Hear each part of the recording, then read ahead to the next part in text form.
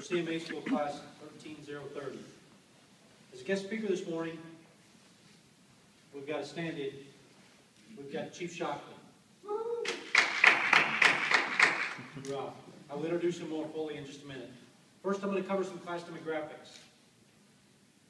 We've got students hailing from 9 states around the country. Arizona, Hoorah.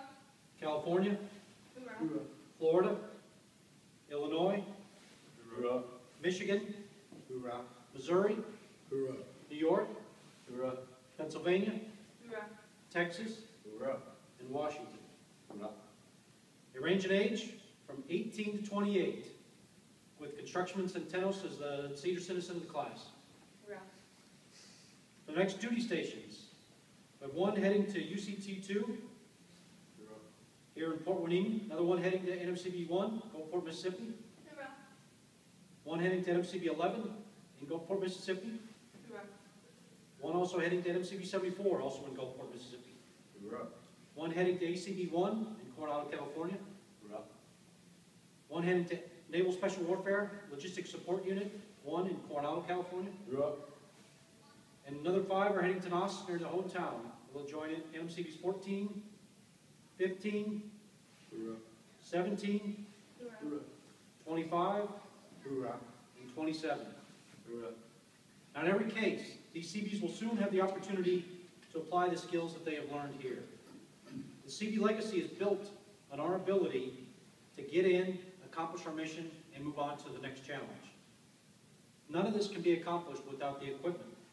And so your skills at maintaining and repairing that equipment is absolutely vital to our mission success.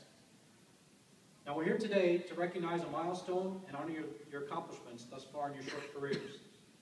We congratulate you for not only graduating A school today, but for officially becoming CBs. You're now part of a proud legacy. From our inception in World War II to today's conflicts, disaster responses, and other missions around the globe, CBs have always found a way to get the job done, earning our can-do model. As construction mechanics, you are also joining the legacy of the only CB to have earned the Medal of Honor, CM3 Marvin Shields. Petty Officer Shields received this award after he heroically gave his life on the battlefield in Vietnam.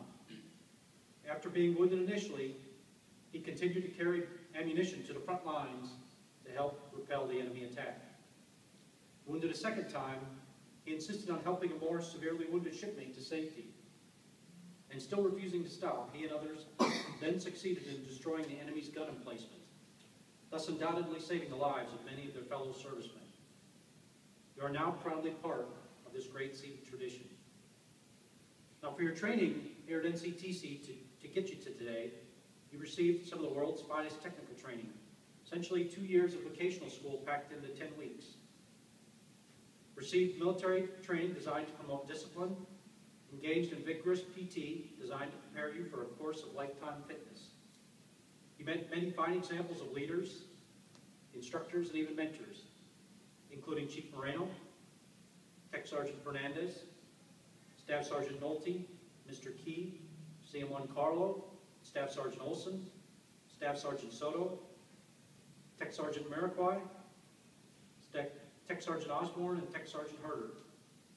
I think that was the longest list of recognized mentors from any class. So you guys definitely got a lot of mentoring from a lot of different great staff members here.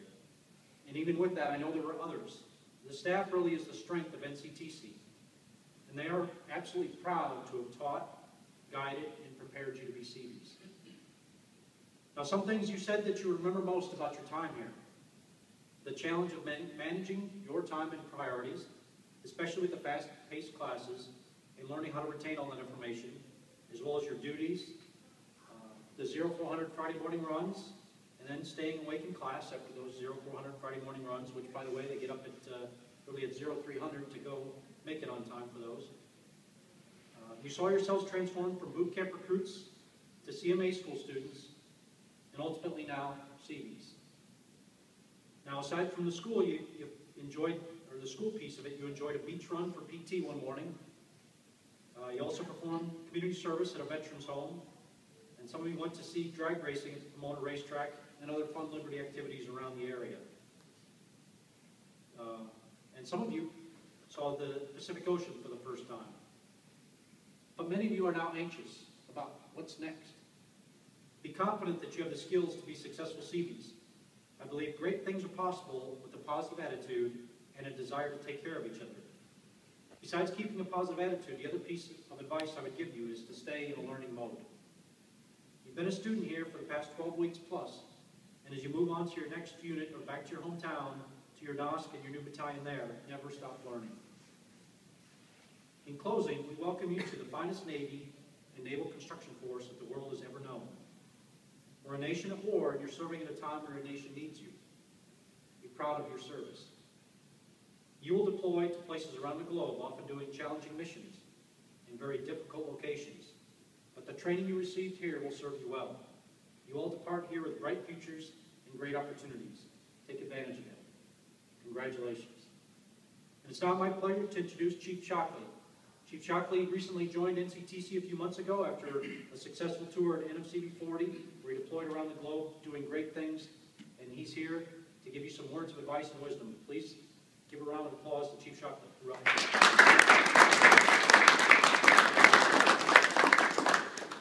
Hoorah, class. Hoorah. Today is a great day in your Navy career. Today is the day that you actually become Seabees. Be proud of that insignia that's on your pocket. You represent each one of us. You've learned a lot from us. When you leave here and you go out, wherever you go, whether it's to your next command or back to your NOSC and to your real job, you represent a Seabee now. You're one of us. So you're going to carry on our legacy. You're going to be the future. One day, one of you will be standing up here giving a graduation speech, impromptu, to a class that's graduating. It's a great thing. All right, so let's talk about a few things. First, let's talk about your military career or your professional career. 3 key things to success: show up, shine up, and shut up. First, show up. And you know if you're not 15 minutes early, you're what? You're late. That will take you far wherever you go, whether it's at your job back home or whether that's in your military career. Never make somebody wait on you. Always show up with what you need, which is going to be something to take notes with and something to write with, right? Always be prepared. I don't care where you go, what you're doing. Always show up early and be prepared to go. Second one is shine up, which comes from the back in the day when we had to shine our boots. You don't have to do that anymore.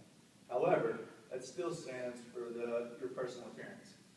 Whether it's a sharp haircut, a pressed uniform, whatever it may be, make sure that you look presentable. Because as long as you look presentable and you keep your mouth shut, everybody thinks that you're brilliant, right? Until you open your mouth and tell them exactly what you don't know. Okay, and the last one is shut up. Let your actions do the talking. When somebody gives you an order, don't give them a reason why it can't be done. You're Seabees, right? You can do. You're going to figure out how it can get done. And if not, you're going to go ask somebody else, hey, what can we do to make sure this happens? So, again, show up, shine up, shut up. 3 things to success.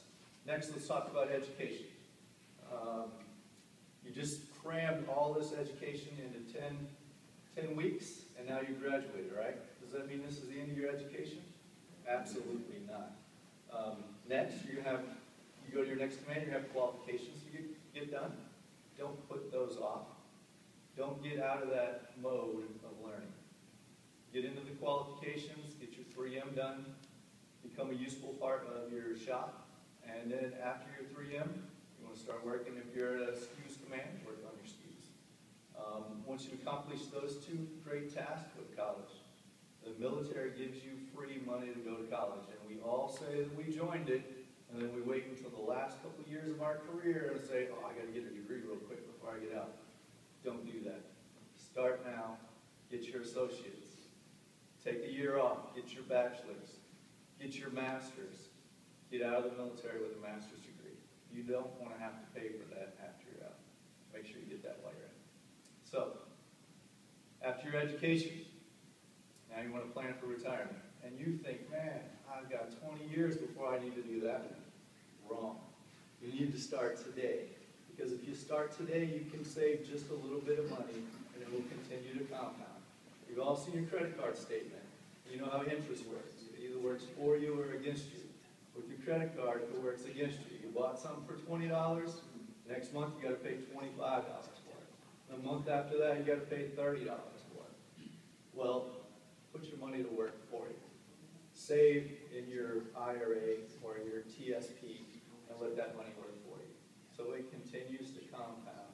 So when you get to the end, there's no reason why you can't get a millionaire. If you start today while you're young. If you wait until you're my age, all right, now you got to put $5,000 a year away, and you're still never going to make it to a million. All right? So again, plan for your future. Enjoy your day. Remember that you represent the finest organization in the military, the Seabees. Hoorah! Hoorah.